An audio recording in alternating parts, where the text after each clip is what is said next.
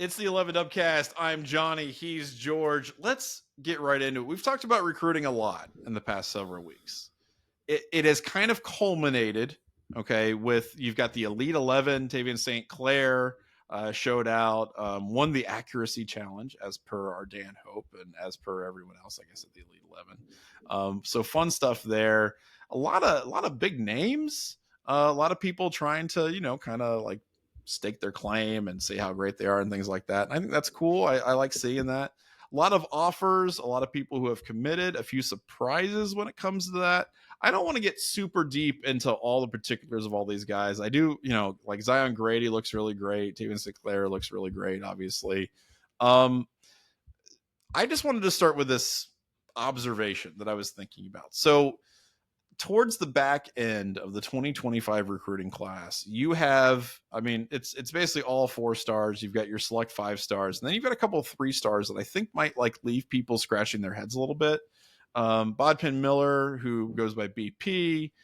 You also have, like a 3-star running back people were pretty high on. You bring in a center, which you wanted out of Westerville, which is cool. But again, he's like the 39th ranked interior lineman. I think where some of these schools like Ohio State, where they're playing with big boy NIL money, they're looking at guys in the transfer portal, stuff like that. I believe that this is part of their recruiting strategy where it's like, we're going to be really top heavy, but then we're going to try to anchor these recruiting classes with guys that we're not going to have to worry about recruiting every single day until they graduate. We want to have guys that we know will be a core part of our team going forward. We can find these diamonds in the rough, and they're not going to give us headaches every single time the transfer portal opens because we're going to have to like get into a bidding war. And so a guy like, BP Miller, who very raw. I mean, you look at his footage, he's being recruited as a wide receiver, and his athletic measurables are just off the charts, but he plays quarterback for his team, and it's the worst passing form you've ever seen in your entire life. But the physical elements are there. They remind you, honestly, of like maybe a slightly smaller Terrell Pryor. I mean, the guy is like really, really athletically gifted.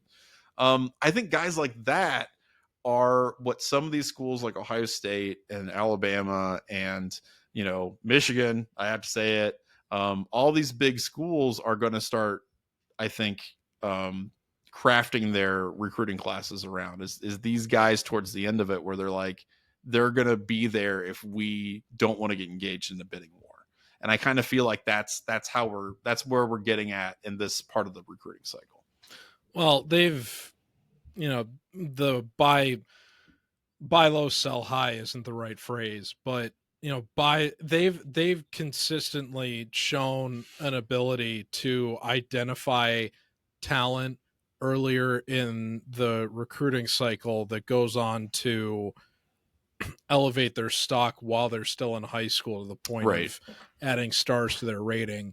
I think Noland is probably like the most recent shining example in terms of someone that was committed early on, improved their stock to being one of the top players at their position by the time that they were ready to come out.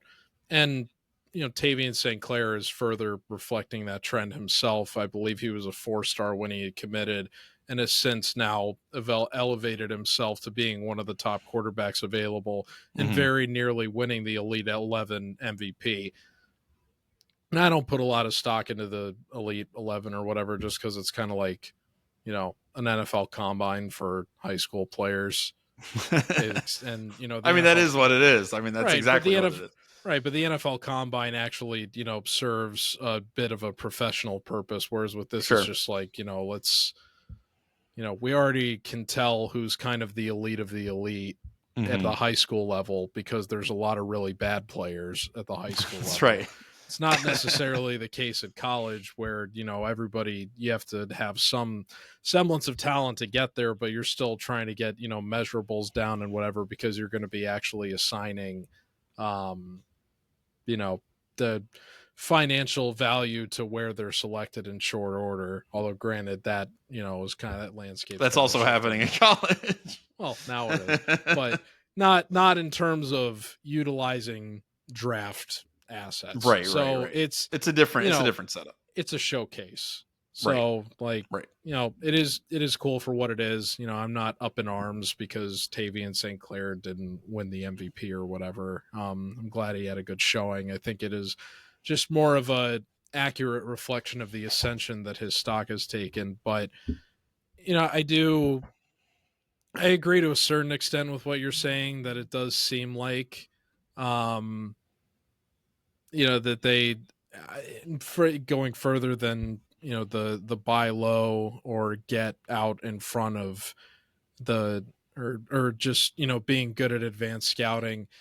It does seem like they are, for at least some of these positions, just trying to get recruits that are not going to be like, I don't want to say in it for the wrong reasons, but they're not going to have to go to greater lengths than necessary They'll to have sell different them on playing at motivations. Ohio State. Yeah, they'll have different motivations than a lot of the other guys might. And again, that's not to like crap on their abilities or anything like that. It's just, I think the recruiting experience for somebody who is, more of a 3-star, right? Somebody who has not been as heralded as much as somebody who's a 5-star. I feel like the recruiting experience is completely different for those two guys. For a person who's been a 5-star, has always been a 5-star. That's not going to be the same experience for a guy who's like not even looked at, and in this case, Bodpegn Miller like had no juice whatsoever behind his recruitment until Brian Hartline saw this guy and was like, okay, we're giving him a look-see. And then as that happens, right, Ohio State, if they offer somebody, then obviously everybody else is going to take a look at the guy and say, okay, well, what did they see? And Hartline has done a pretty good job at identifying talent. I want to say like, Chris Olave was some diamond in the rough that nobody expected to be any good, right? But he was a 3-star, right? Like this wasn't a guy who was an elite all-world thing that people expected to be an NFL starter. By the way, quick aside, I enjoyed last week on our the pre-show before we started recording. I made Johnny aware of the fact that Olave's great yeah, I can't believe I elevation of missed his this. stock at Ohio State Yeah. was just the place of Brian Hartline telling him to wear contacts during practice and football games. Johnny was not aware of this. He just thought Brian Hartline was this incredible talent whisperer. It turns out he's actually the elevator. best employee at LensCrafters. He's just he's just an optometrist, and he's just somehow did the lateral move. So for how much of an oracle Johnny is, I thought it was funny that he did miss that detail. Totally missed Ohio State lore. Yeah, which is really weird because that's exactly the kind of thing that like I love about college football and sports in general. Like that is a story that I think is absolutely hilarious and awesome. And I'm ashamed of myself that I missed that, but I am thankful to you, George, for telling me because it's awesome. That's amazing. To your point today, there's a precedent at least for that position group specifically that they're not only able to get the most out of the high level talent that comes through this school and then goes on to the NFL, but that they are also able to take players that may be viewed as projects in some respect and elevate them into serviceable college football players, if not outright professional prospects. So there's reason to be encouraged with Miller, despite the fact that he hasn't played the position for very long. And I would also say on a very general level, it's interesting. I mean, there's so many players that play quarterback in high school that then go on to transition to different positions when they're playing in college. I always thought it was really curious whenever you see like a quarterback go to play like safety or cornerback, which I believe was something that recently happened with even someone at Ohio State in the form of Cam Martinez, even though he's no longer at the school. Well, I think you see that a lot with like positional players sometimes where they were just the best athlete on their college or on their high school team. So they're like, all right, well, we got to give the best athlete the ball every down. So let's make him the quarterback. But I think that you consistently see the greatest return on investment from that position switch when they go from quarterback to receiver. So there's the historical trend combined with the actual development within those situations or with just 3-star caliber talent at Ohio State, I think should make you very encouraged for where Miller's trajectory could It's be, actually, especially given how much talent they already have at the school, that they were willing to go out and recruit this guy as hard as they have, and that Hartline has said as many glowing things about him as he should. I think Miller has a chance to be the most effective quarterback to receiver conversion with the last name Miller in the history of the Ohio State program. So we'll see how that goes. Unfortunately, that actually would be a huge bar, but that's really on the fault of the Is it a huge bar? No, it isn't a huge bar. That's the fault of the coaching staff of 2015. That is not Braxton Miller's problem. It's interesting because I can actually think of a couple guys off the top of my head who I know were their high school quarterbacks and then ended up becoming Ohio State wide receiver starters. So Evan Spencer, I know, was one. And obviously he had that really famous, his biggest, he had a ton of big plays, obviously, for Ohio State. Probably his biggest one was a pass that he threw right to Mike Thomas at the end, which of the doesn't first get half. enough credit in the context of that play, because everybody just remembers Thomas's catch. Well, but the throw was the most perfect throw I've ever seen a receiver make. It was unbelievable. Like that. It was unbelievable. Absolutely. It was incredible. And I'm 100% with you. I feel like I actually rewatched that game just because, gotta have a little happiness in my life beyond work and family. Gotta put in the Sugar Bowl occasionally. And the broadcast kind of undersold it. Like Blackledge was kind of like, wow, that was a great catch. And you're like, that's not a great catch. That's the best catch and pass I've ever seen in my entire life. Like, it is unbelievable. On a trick play like that, I think. When you have to score a touchdown, oh my God. Yeah, it was unbelievable play. So Evan Spencer. The best part of that play, by the way, real quick, is there's a photo from the reverse end zone of Thomas making that catch. Mm-hmm. And you can just see, poking his head out on the sideline, Brett McMurphy is just absolutely devastated, like beside himself. He that's really funny. You can just see the anguish in his face that Ohio State is about to score here. And that I thought you were going to say Connor Stallions and a mustache and a fake nose. No, not that far back. But you could just tell he's like, no, I can't believe Urban is about to have this play in his lore. That's pretty Curse funny. you, Ohio State. The other guy I was thinking of, who was the quarterback for his high school team, this is going back a ways, but Dane Sanzenbacher.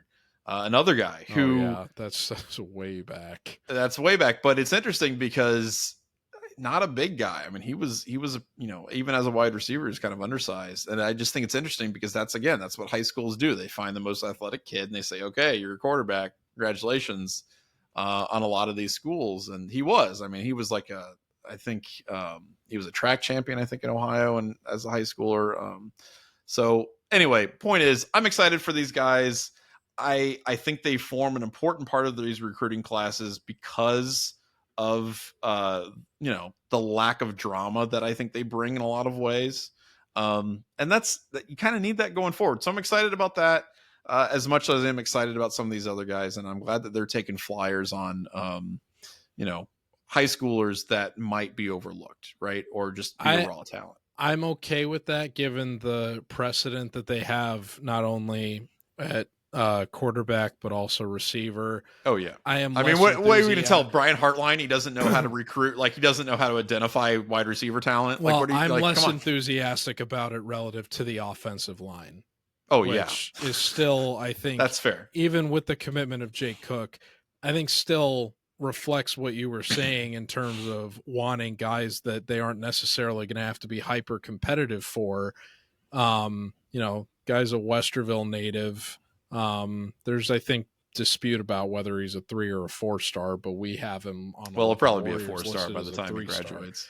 I certainly hope so, because he'll get the bump. He'll get the Ohio State bump. There's only one other 4-star offensive lineman in this, in this recruiting class right now, and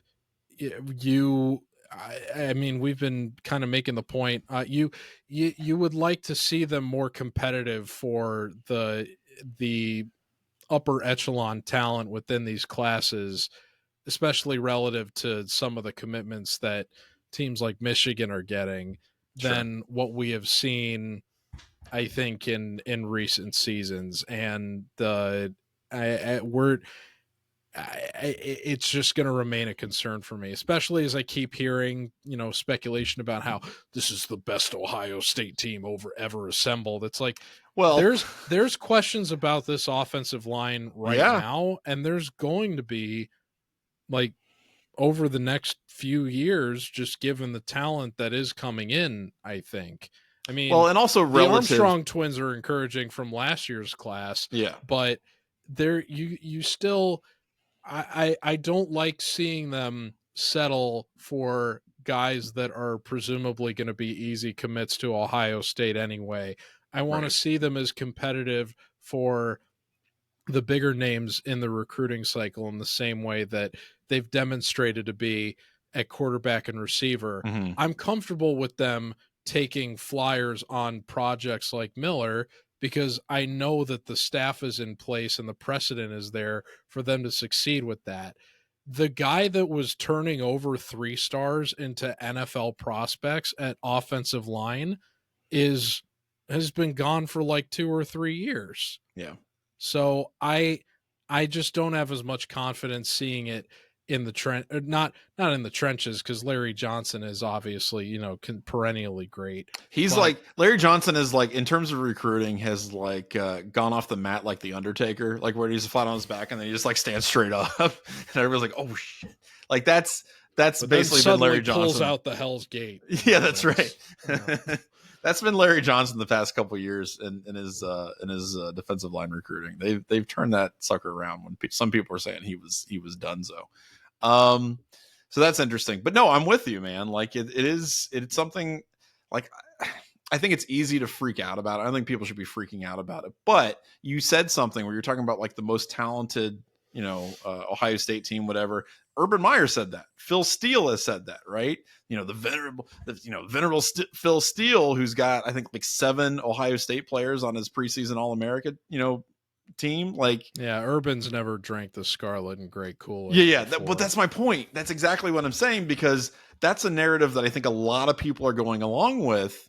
And I agree with it in part. I think, for some of these positional groups, they are all-timers, right? Like that secondary looks really damn good. Like that looks like a secondary that could potentially be like one of the best going back into the 90s.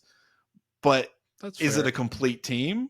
I don't know. I mean, we're going to see how the offensive line performs. We're going to see what the depth of the defensive line looks like. We know they've got a great starting core, but like how deep is it? So there was a team with CJ Stroud and Olave and Garrett Wilson and Jackson Smith and Jigba on it.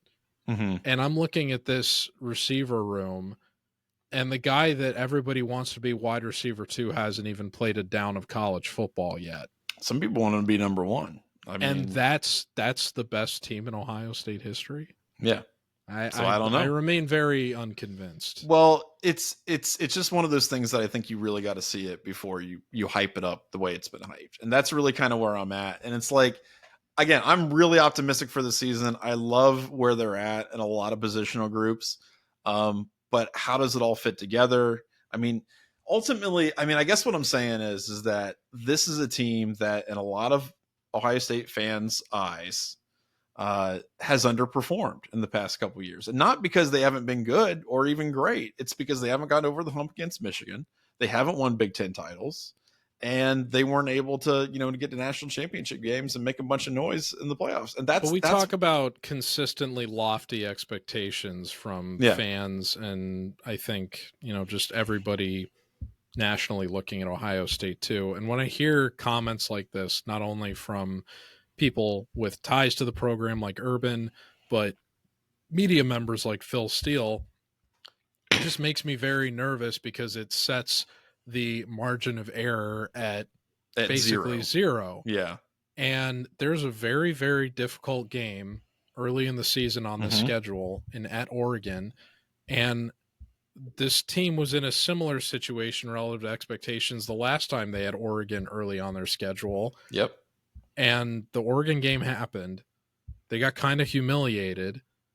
it's crazy to look back on that now because CJ Stroud was the quarterback in that game. He was very green in his career. Well, and I love that people criticized him in that game when he passed for like 350 yards or something like that. Like, but a lot of it, they were playing from behind. Yeah. So it wasn't like he, that was like making the game competitive. It was right, but the defense was the reason they lost like, that game was because right. they were receive on defense. Right. Exactly. But that just goes back to being like, you set the expectations that high. You need to see a complete team. This team looks like a complete team on paper, but we still don't know who the quarterback is. Yeah. And you don't again, everybody wants to see a receiver at wide receiver too that hasn't played it down to college football yet. Yeah. I'm not saying I'm not optimistic about how Jeremiah Smith is going to turn out. I'm just saying that it's setting your when you set your expectations like that this far out, given not taking into consideration the challenges that lay ahead. Oregon is one of the toughest environments to go win a game. Yeah, and they're a great team. I mean, they're bringing back a ton of. I mean, they have to replace their quarterback, obviously, but they're bringing back a ton of guys. And they've got a great coach. They got a great Dan coach. Fleming, and that's right. I just feel like it's. I don't want to say deja vu all over again, but the similarities are impossible for me to ignore relative to 2021, only 3 years ago. Given how, and I worry because of how intense the backlash was from that loss, how similar it's going to be if they do lose to Oregon, and especially given this, like a loss to Oregon that early in the season, given the playoff expansion, doesn't. Well, that's kind of where I was getting. It's not nearly as compromising as it would be. Exactly. But exactly. It still makes me wonder how that kind of intense backlash would affect the overall atmosphere around the team for the rest of the season after. Right. That. And I think it's important for people who are following this team to expect really good things, to expect them to be a great team, to expect them to be one of the best teams in the country, but also be realistic that, football teams evolve enormously over the course of a season. And I care a lot more about where they're at against Michigan, where they're at going into the Big Ten championship game, the playoff. Like, I care way more about that than how they look in the first or second week of the season. And presumably the playoff committee feels the same way. Right. And like, I want them to come out and win every game by 50 points. I don't think that's particularly realistic. And I am more interested in the evolution of a team and to see where they can get to hopefully be that, dominant, huge, because that's the other thing. I mean, I can go back to Michigan last year. Michigan looked terrible in a couple of games early last season. They had no offense. I mean, J.D. McCarthy, I think there was one game, I think it was Toledo or Akron or whoever, he turned the ball over like 3 or 4 times. It didn't look like they were getting anything done in their running game. They looked like they were just kind of surviving by their defense being great. Their game against Illinois in Ann Arbor the season prior to this one. Yeah, well, and that wasn't that the game before Ohio State?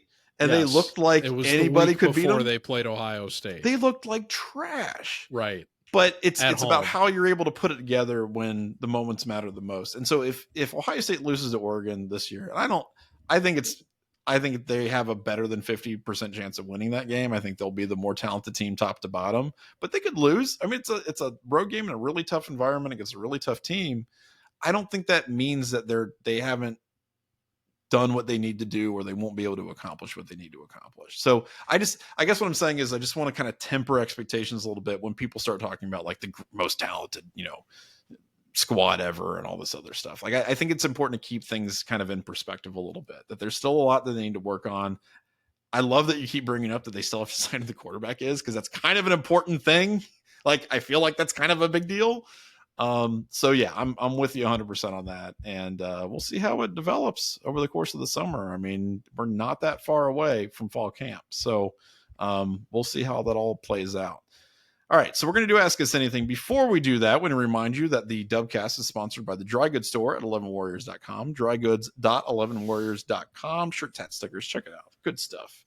Let's do Ask Us Anything. You can ask us anything by sending us questions to dubcast at 11warriors.com. This is from Kevin. He actually sent it. It's funny because I was thinking about this topic last week, and he sent it like right after we recorded. But he said the only draw on the Akron game is that we'll get to see some backups. Do you think Noland will play? And it's funny you say that because there are 5 quarterbacks in Ohio State's quarterback who could probably start at any place. I don't know that Noland's going to be super high on the list. I don't know. I don't have any solid information. I don't have any insider information or anything like that. My take on this is that you've got 2 guys that have been in that one guy who's been a starter forever, right? And Will Howard. You've got another guy who's started games at Ohio State, right? And Devin Brown. You've got another guy who is ahead of him in pretty much every like metric, recruiting, things like that. He's got a better arm in general. And Julian saying, you got to get pretty damn far down the list, and you'd have to be winning that game by a whole hell of a lot, I think. They're favored to win by 50 points. 50 points gets you Julian Sayin on the field, maybe. I don't know. I mean, I just don't see Noland out there. I would be surprised by that. I don't think it's out of the question. Like, if they're in a similar situation to where they were last year, where we get to week 1 and they're still in a Justin Zwick, Troy Smith kerfuffle, where they, similar to last year, where it's like, will they or won't they with Kyle McCord and Devin Brown? Sure. And they're platooning both guys. Mm-hmm. You know, I mean, Devin Brown and Howard. If they're favored by 50 at this stage, they are, and I believe didn't a key staff member at Akron just leave to go take a coaching job elsewhere? I can't. Didn't one of them just come to Ohio State actually, like their quarterbacks coach or so? I believe it was their quarterbacks coach. Oh, actually, well, if that's the case, just then joined Ohio State staff. And they you got to hire that guy so you can beat Akron. I mean, you can't. Well, the one get the thing, inside info. The one thing that I think they had going for them, and I don't know if he's still there, was that they had a very effective dual threat quarterback that could, kind of give your defense a little bit of frustration. They don't have that, particularly against this, supposed defensive juggernaut that we're getting out of the Buckeyes this year. Then, I don't think it's out of the question that regardless of who Ohio State has in, especially like if Will Howard and Devin Brown are both consistently getting in the end zone in the first half, then for the sake of not putting a ton of film on either guy out, I think it's reasonable that Julian Sayin, assuming he hasn't, supplanted one of those two over the offseason, gets into the third quarter. And if he runs roughshod and they are up 50, as the betting line would suggest is going to happen, then they work Noland into the mix. So yeah, I think it's possible you could see him in the fourth quarter, late in the fourth quarter for 1 or 2 drives. Because I wouldn't hate it. If they do run away with the game, I don't expect either Devin Brown or Will Howard to play a lot of the second half, assuming that they're in a similar position to last year where they haven't outright decided who they want to be their starter yet, which unfortunately I kind of expect them to be, even though it's definitely not what I want. No, I'm of the same mind. All right, this next one's from our good friend Kevin. Yes. This next one's from our good friend Alvin. He just wants to know, what advice would you give to your 18-year-old self? Is there anything specific you would tell 18-year-old George? There's too many things. I would, well, yes. I mean, that's, correct. But I think if I just told one thing to 18-year-old Johnny, oh God, chill out. Just relax. Don't get super like, but if I was going to tell myself to do so, I would probably say, go to the gym, take it seriously, bench press, deadlift, squat, do those 3 things, and that's it. Don't do anything else. Don't do any dumb other crap. You don't need to do it. You're stupid. You're not some bodybuilder. Just do those 3 things. And I don't know. I mean, there's too many other things that I, retroactively like cringe myself to sleep thinking about, like, oh God, why did I do? But like, beyond that, try to stay healthy, stay out of trouble. Don't take things so seriously. And then I think that would probably be my advice, honestly, because I don't have any deep, dark secret that I have to avoid. There's no crazy thing that I like got into and like some scrape that I did all that when I was in high school and middle school. So got that out of my system early.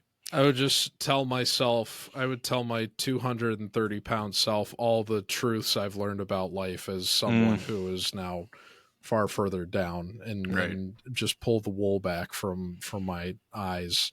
That's what I would do. So interpret that how you will. Fair enough. Next one here. This is from Jen, who wants to know, says, hey guys, would you rather have a solid week of 5-degree temperatures or 95-degree temperatures? Assume there'd be no snow and no humidity with the, I've experienced both in my I have too.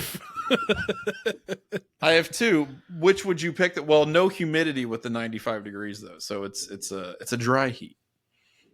But no snow with the 5 degree. So which one would you take? It's a lot easier to warm yourself up than it is to cool yourself down. Oh, definitely, yeah. So I would say the cold. And I say that as someone that not only lived an entire semester at Ohio State in a room without heat. Nice. But also someone that lived for an entire summer in Los Angeles without a functional air conditioner. Oh, God. So I would 100% say I would much rather like just layer up in the comfort of my own home, and I'd be able to achieve some semblance of warmth.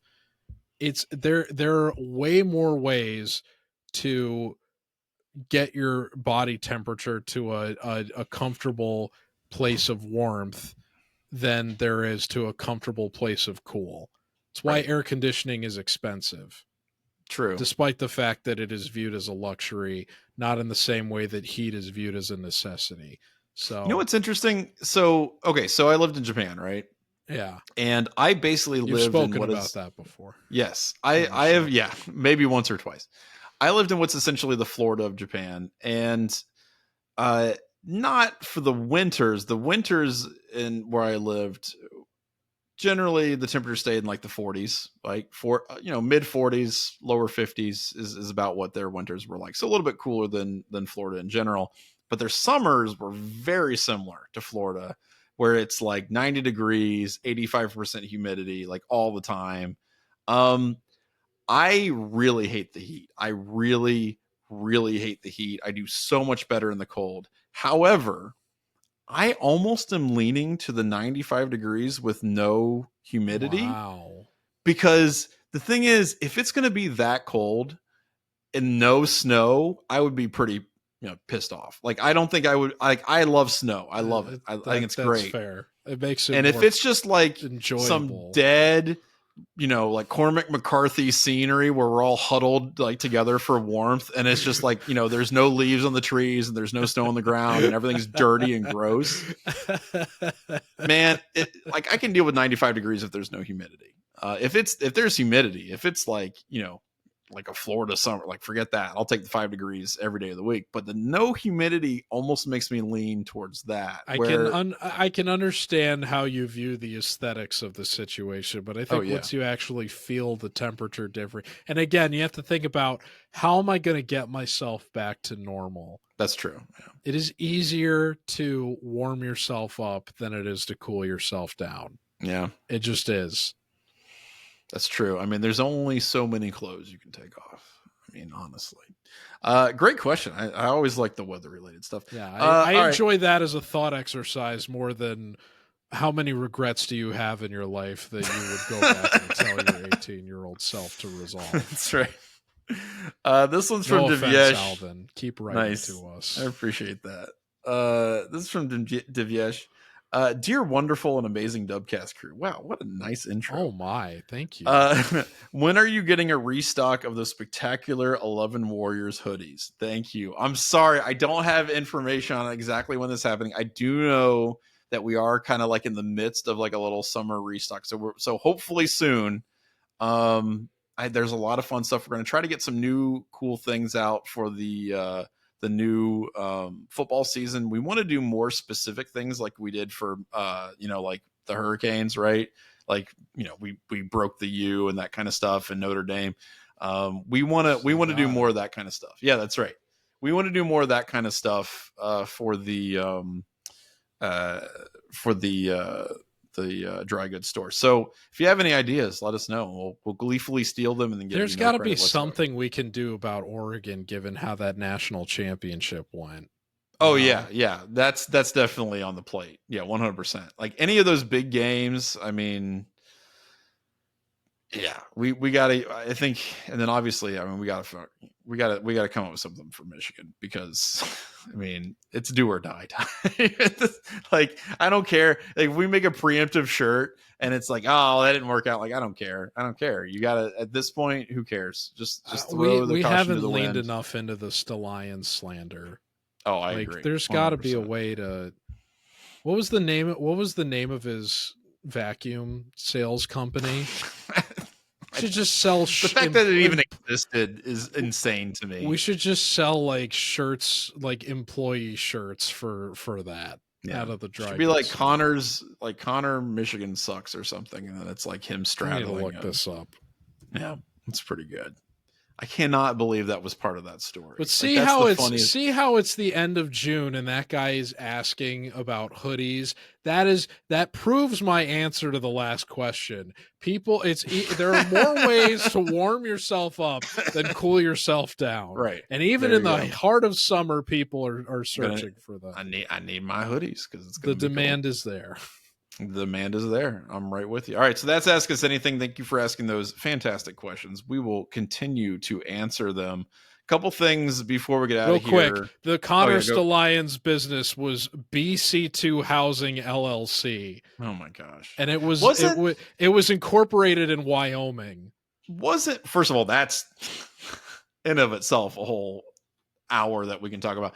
But wasn't that supposed to be? We know what that was really about. Well, like Blake Corum, right?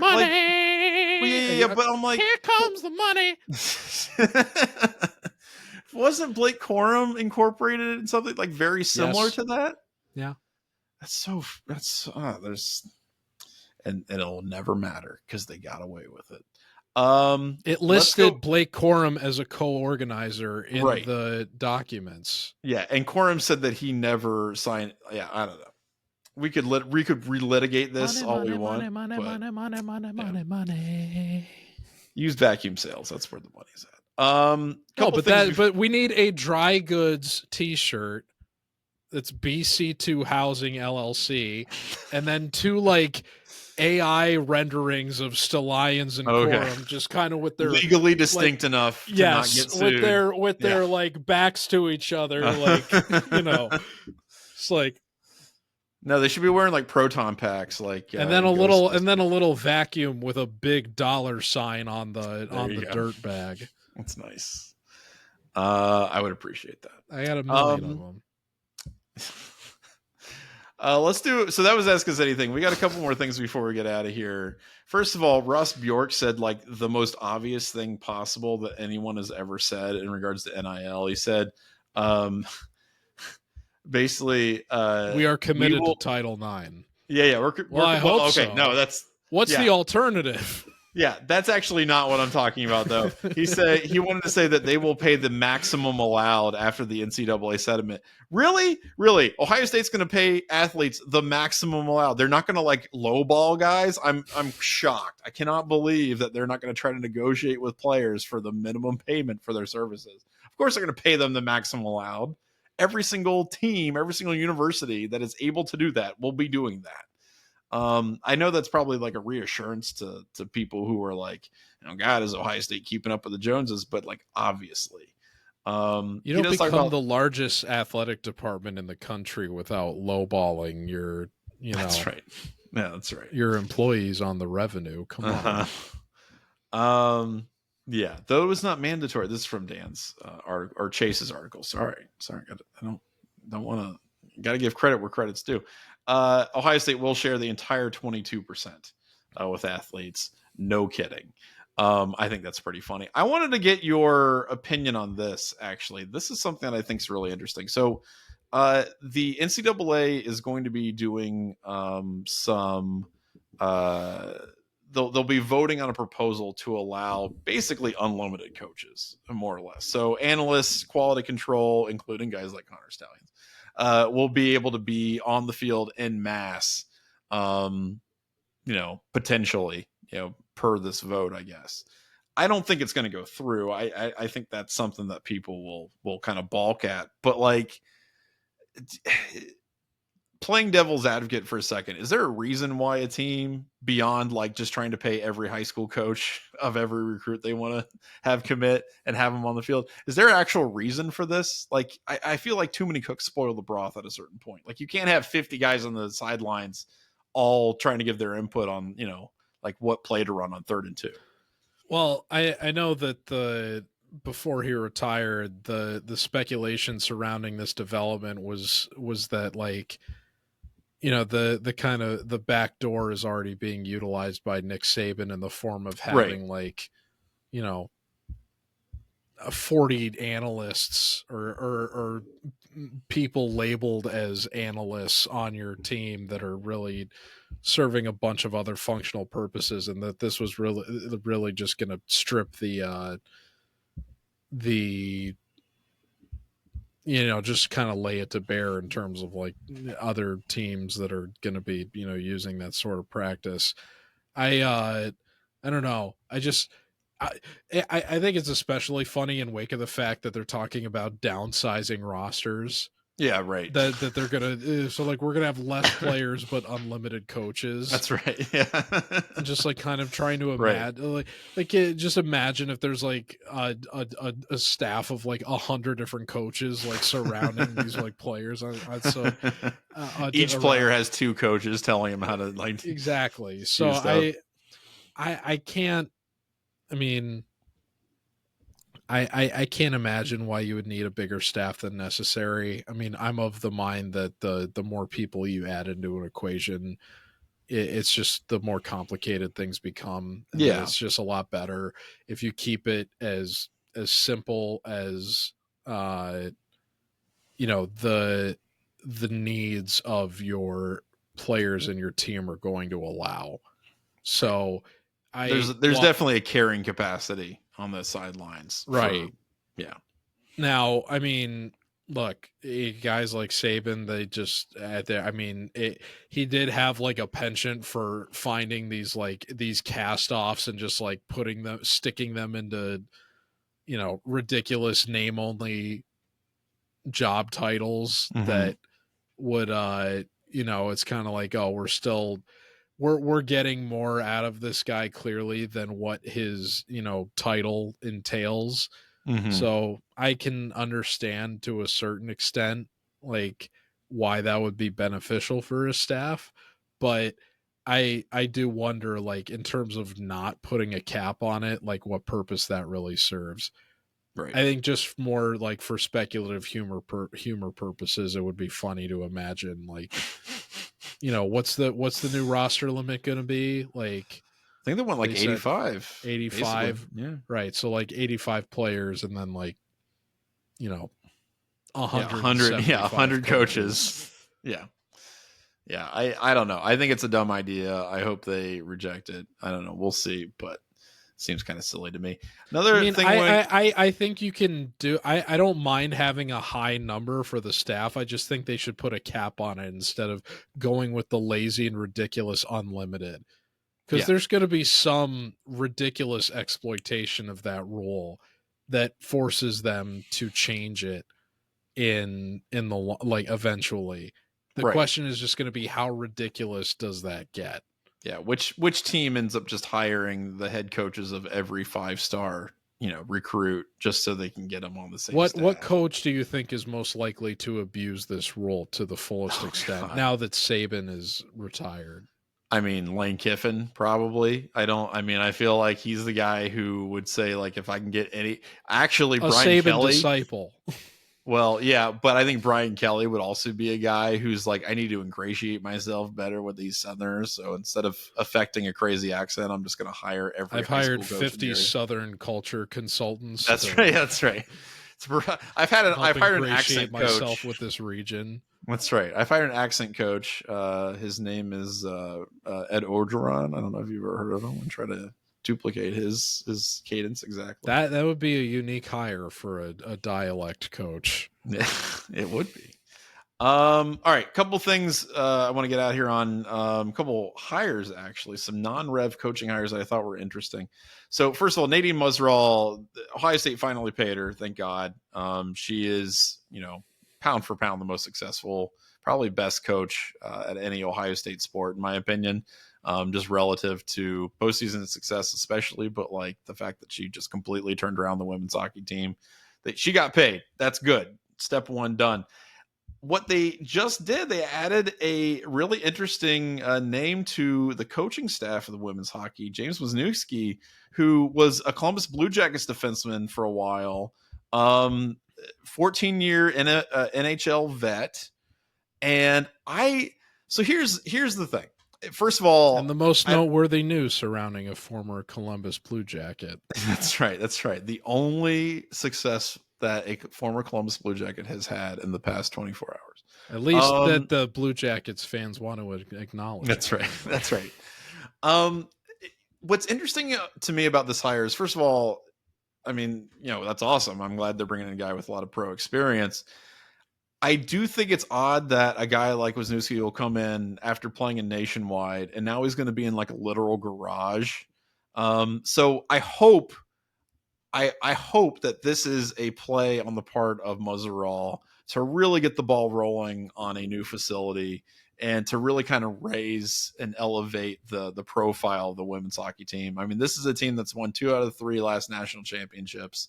They should not be playing at the at that ice rink that is basically, like I said, out of somebody's garage. They've tried to make it look better. That's fine, but they need something that is commensurate to their success. So hopefully Wisniewski can kind of add to that, can kind of raise the profile a little bit among people who don't know about how much success that they've had. So that's second step, but now they got to start getting people to get to those games. And so that's where we come in at the Dubcast. And I'm telling you, get to those games, buy some merchandise, get people talking about the women's hockey team. They're awesome. They're a lot of fun to watch. I don't know if hiring an assistant coach to negotiate a new stadium with the athletic director is the way to traditionally go about it. But I think this helps raise the profile. I seriously, I think people, I understand. No. But seriously, some people might balk at that a little bit and say, well, James Wisniewski's not going to, but that's a name that hockey people in Columbus, the people who are into hockey, they know that guy. He was associated with the Blue Jackets for a long time. And now his name is associated with probably, the most successful hockey organization in this city. And I think that can only help. So I don't think it's going to get a new stadium built. Wow. I don't think they're going to get a new rink. Kicking the Blue Jackets fans while they're down. Well, maybe the Blue Jackets should not be the worst franchise in all of the 4 major sports for the past 30 years. That's all I'm saying. And look, I go to tons of Blue Jackets games. There's a sister man. site that is not very pleased with your commentary. No, you should pay attention to the Blue Jackets. You just demand that they don't suck. And that's kind of where I'm at with the Reds too, but that's a whole other thing. I hope Jason isn't listening to the end of this show. He doesn't listen to the show at all. So no, I'm kidding. He definitely does. He's anytime I know he does. Yeah, I know. He only listens to the show where my editing is bad. Then we hear about it. Those are the only episodes. That's what I said. He listens to every episode. No, I'm kidding. Another fun hire. This is actually low key, like a really, really good hire. This is like a sneaky good hire among people who know about this. Justin Hare. He comes from Campbell, right? He was the head coach there. You probably have never even heard of Campbell.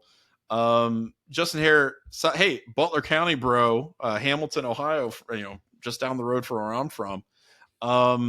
this guy has had a lot of success at Campbell. He is like, there were a lot of baseball writers, things like that, who were saying, like college baseball writers were saying after this hire, like, this is an unexpectedly great hire for Ohio State baseball. He's getting a lot of opportunity to come in and have some success. And this, honestly, this is the kind of move, I don't know how much, I don't know how much I can really ascribe to Russ Bjork and saying like, all right, we're going to be a baseball school now, because he's coming from Texas A&M, right, in the South. But maybe this is his fingerprints on this hire, where he's bringing in a guy who basically created a successful program at a very unknown place, and is bringing them up to the big leagues at Ohio State. I mean, look, Campbell, their mascot is the Camels. I don't know if you ever heard of the Campbell Camels, but baseball people know who they are because they've been really, really good. 5 consecutive Big South. Sounds like a spin-off cigarettes brand. Yeah, I was about to say, not a college baseball team. But they've had 5 consecutive Big South titles, and he was the Big South Coach of the Year for 4 of those seasons. So he's legit, and he's from Ohio. He's an Ohio dude. I think that's really what the bigger. I think this, in some ways, not to discredit, Justin Hare, but there was so much scrutiny around the departure of the most recent baseball coach relative to the fact that the guy, never really moved to Ohio and whatever, or at least moved his family out here and was now, leaving early to go back to family, right, which you can understand. But at the same time, it's like, if you're going to take this job that far away, you would effectively hope that the person is prepared for the grind and the requirements that a job for a team of, at a leading college athletic program would necessitate. So right. It certainly feels like, in some ways, and even in the tweet where they announced the the hire of Hare, it's not like they're leading with his record or his success at Campbell. He's an Ohio boy. The first 4 words are literally Ohio born, right, Ohio raised. I don't know how many better hires you were going to get that fit that criteria in terms of, kind of already being established in the region. But I think for as much success as a Midwestern or just generally Northern baseball program can have in this era, this is probably, this is around, I think, the best that you were going to get. So it's further encouraging that many people that have an intense focus on college baseball are expressing optimism about a hire that, I guess they didn't necessarily expect, just because you would have thought a program like Ohio State would go recruit from a bigger, more successful D1. I don't know if D1, I don't want to say that Campbell isn't D1, but the last guy they hired was from TCU. So it's kind of just in terms of name brand recognition, a bit of a drop off. But as you said, the people paying greater attention than we are have expressed a surprising amount of optimism about this hire. And I think, given the reasons people were upset that the last guy left, it seems like this is something that should satisfy not only the short-term concerns about, how the last regime ended, but also what the long-term trajectory for the program is relative to expectations. So all around reasons to feel good, I think, about Justin here. Yeah, Nick Swisher is put on the back burner yet again. So one day he'll be able to be there. I think isn't the field named after him? Didn't he donate a crap ton of money? I can't remember, but anyway, so that's great. That's cool. I'm excited about that. As a person who loves baseball himself, I'm a big fan of the game. I would like to see my alma mater become, competent at it, and something that people enjoy watching and checking out. But we'll keep an eye on that, see how it's going. Obviously women's hockey will continue to be elite. I'm very excited about that. And look, it's almost July, which means it's almost August, which means it's almost September, which means it's almost football season. So it's going to just ramp up in intensity from here. I'm excited about it. The camps are going to kind of wind down, and then that's when the real quarterback speculation starts, and we just spend the entire Dubcast talking about that. So I'm excited for that.